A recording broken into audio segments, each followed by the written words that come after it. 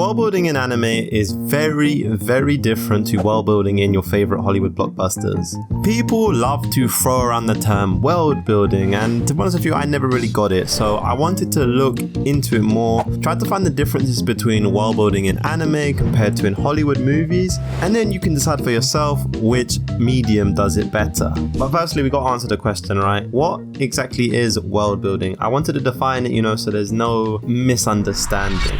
So if we type it into Google, right, something along the lines of world building is the process of creating a fictional world will come up, right? That is simple enough, but going a little bit deeper, there is two types of world building that I want to cover. So the first type is hard world building. Now, this is typically what is used in a lot of Hollywood fiction movies and shows, right? Probably the best example of this is Lord of the Rings. The three movies are about Frodo, who's a hobbit, and basically he has this one thing called the One Ring, which is super powerful and corrupts anyone who has it. The trilogy follows the journey of Frodo and the Fellowship on their way to Mount Doom to destroy the ring. Across the three movies, we learn about the in-depth history of the land, of Middle-earth, the lore of places such as Gondor and Rohan, how different species interact, and even that there is a fully fleshed out language called Elvish, which you can learn to this day, that people have learned that.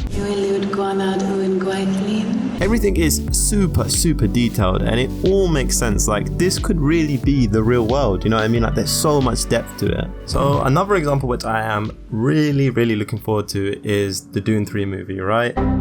I'm super excited for that one to drop. In this, we follow the journey of Paul Atreides, right, whose family was wiped out on the planet Arrakis, and now he has joined the Fremen, the native people of Arrakis, and he's basically trying to get revenge on the Harkonnens and the Emperor. The first movie is a bit slow at times, right? And this is because, the movie is explaining to us who House Atreides is, who the Harkonnens is, right? Why Arrakis is so important, who are the Fremen, why is spice important, etc.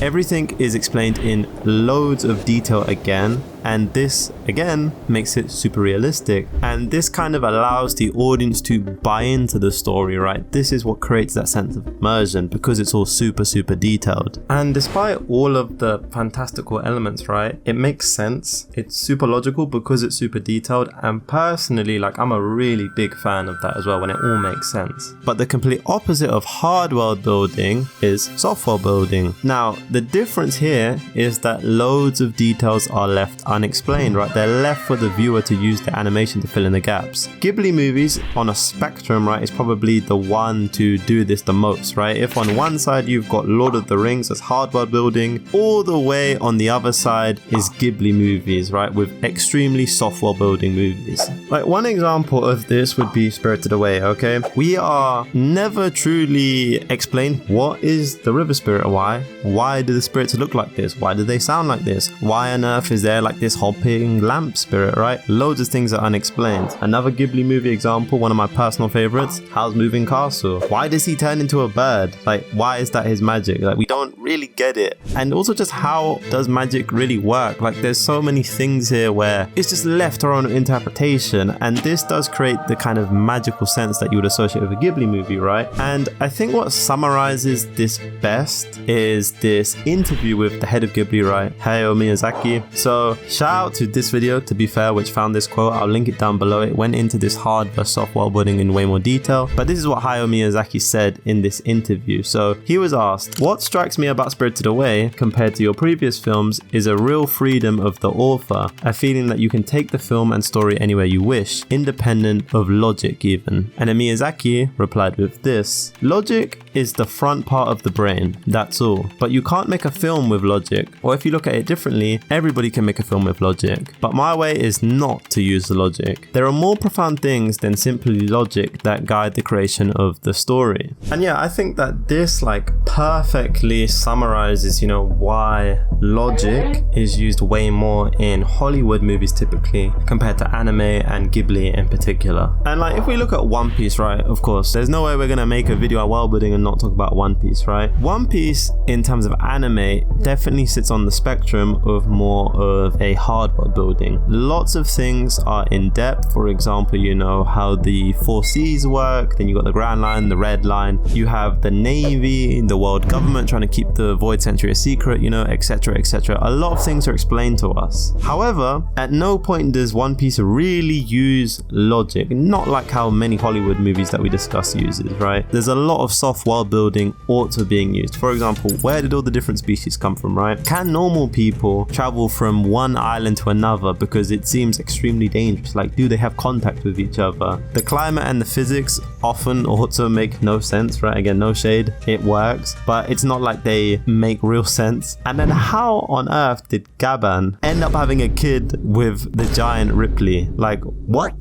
To be fair, maybe we can infer that for ourselves. I do think that one of the reasons why anime in general can do this, right, and defy logic is because of the difference in the art form. Because in anime, it's all being drawn, you have creative freedom to basically do whatever you want with the visuals. For example, right, the Luffy Gear 5 fight versus Kaido is a great example. Like, can you imagine how insanely difficult that is going to be if they ever do it for the live action to make that into something that works, right? Like, the guy is literally catching lightning and making the world bounce, right? To do that with real actors and CGI is just insanely difficult. Like, you would need such a big budget, whereas in animation it works, right? You can pull that off. And I think that's why when you compare like Hollywood fight scenes, they're a lot more simple because you do have real people in CGI. Think of like the craziest abilities in, let's say, like a Marvel movie. A lot of the time, like the big fights are just pretty simple hands, right? Think of like a good example to me is Thanos versus Captain America, Iron Man, and Thor, right? There's no real crazy shit going on.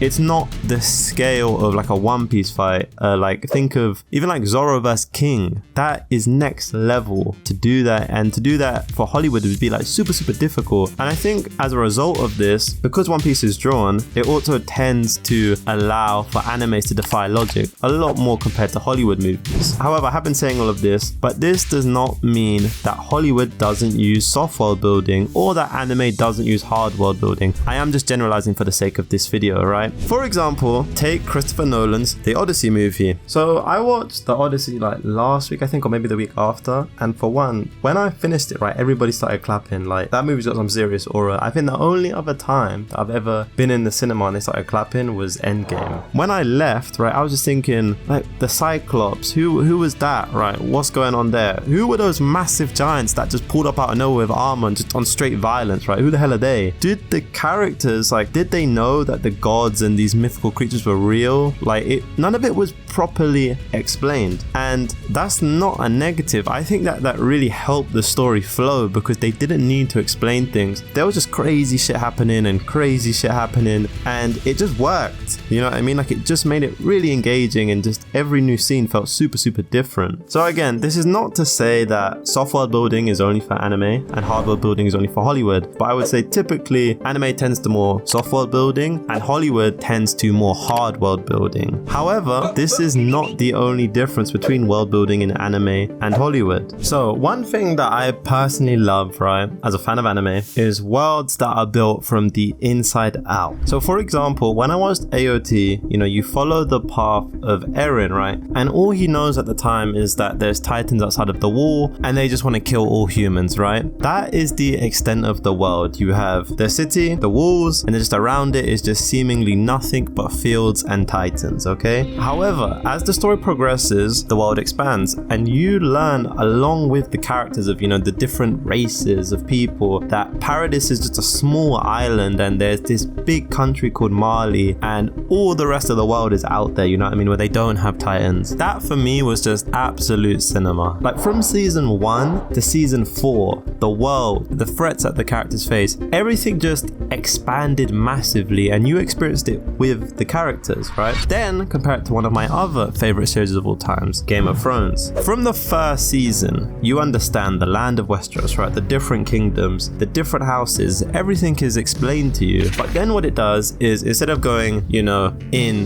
to out, it goes out to in, meaning that it begins to zoom in on the different characters, the interactions, the politics, the plotting, and all of the different, you know, like just how the different cultures interact with each other. And again, it's fucking peak, but it's very different. And again, it's not to say that, you know, one is better than the other. You know, it's like that meme, like, don't compare them, just enjoy them. Even though I literally am fucking comparing them with this video, but I hope you get the picture of what I'm trying to say. Out to in, you know, think of Game of Thrones, Lord of the Rings, Dune, right? It's great because it makes the world feel super realistic. And again, it's like, it feels like the world has existed long before the characters came into the story and will exist long after the characters have died. Like this kind of storytelling, this kind of world building is the one where you could have like a 2-hour lore video and just watch that shit, right? For example, I've never played the Warhammer 40k games, right? If you know what I'm talking about, but I have literally watched like 2-hour lore videos on those games, and it kind of describes what I'm talking about. But into out, again, the world building is sick. You get that sense of adventure. Like another good example is One Piece, right? That's literally the point of the show, that sense of adventure, because the world is constantly expanding around them as they go to new islands, discover new species and new artifacts and all of that kind of stuff. And like again, like I vividly remember watching AOT when, you know, that whole like when the Marley discovered, and I was just like, wow. When I first started watching AOT to the point it is now, I never would have guessed that